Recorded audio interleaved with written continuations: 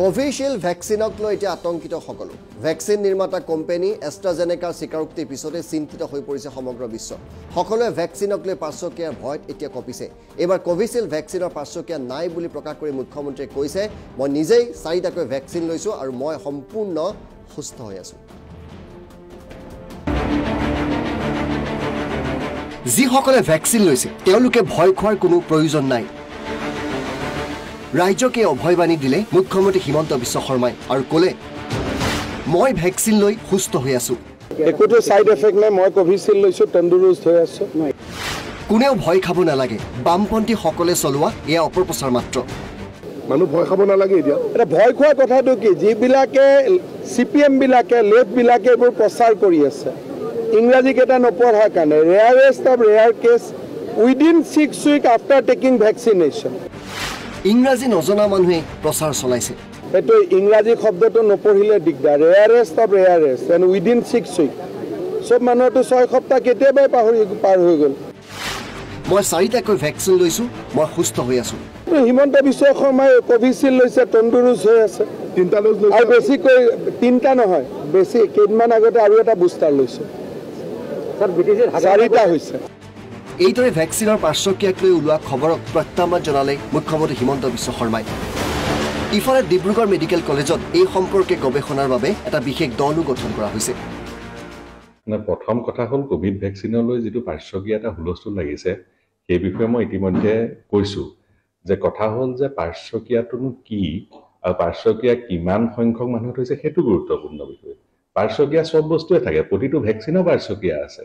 আমাৰ কুকুৰে কামুৰিলে দিয়া ৰেবিজ ভ্যাকসিনটো পাৰ্শ্বক্ৰিয়া ইয়াতকৈ বেছি আছে কিন্তু কোভিডৰ যিটো পাৰ্শ্বক্ৰিয়া আমাৰ কোম্পানীটোৱে কৈছে এইটো পাৰ্শ্বক্ৰিয়া থম্বটিক থম্বচাইটোপেনিক পাৰপুৰা বুলি অৰ্থাৎ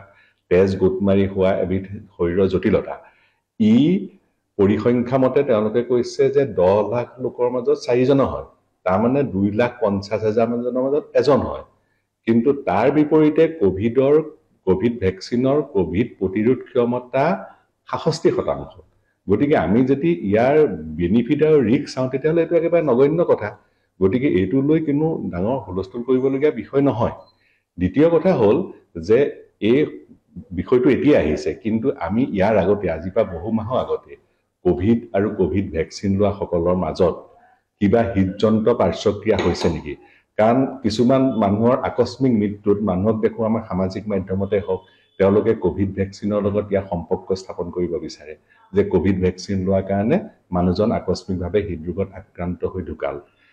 কিন্তু কথা হ'ল সেইটো কোভিড ভ্যাকসিনৰ কাৰণেও হ'ব পাৰে কোভিডৰ কাৰণেও হ'ব পাৰে বা সেই দুটাৰ লগত সম্পৰ্ক নথকা বেলেগ কাৰণতো হ'ব পাৰে উপযুক্ত গৱেষণা নোহোৱাকে উপযুক্ত তথ্য নথকাকে আপুনি কোভিড ভ্যাকসিনক দোষাৰোপ কৰিব নোৱাৰে গতিকে এই ক্ষেত্ৰত এটা উপযুক্ত গৱেষণা লাগে সেইবাবে আমি আজিৰ পৰা কিছু মাহৰ আগতে অসম চিকিৎসা মহাবিদ্যালয়ত আমি দুজন স্নাতকোত্তৰ ছাত্ৰক এই বিষয়ে দুটা গৱেষণা বিষয় দি আমি গৱেষণা কাৰ্য ইতিমধ্যে আৰম্ভ কৰিছো কোভিড ভ্যাকসিন লোৱা সকলৰ আৰু কোভিড হৈ যোৱা সকলৰ এই দুইটা শ্ৰেণীক আমি তেওঁলোকৰ হৃদযন্ত্ৰ সম্পূৰ্ণৰূপে পৰীক্ষা কৰা হ'ব আৰু পৰীক্ষা কৰি হৃদযন্ত্ৰত কিবা বিসংগতি পোৱা হৈছে নেকি সেইখিনি আমি উলিয়াই এক তথ্যসহ আমি প্ৰকাশ কৰিম ব্যুৰ ৰিপৰ্ট এনবি নিউজ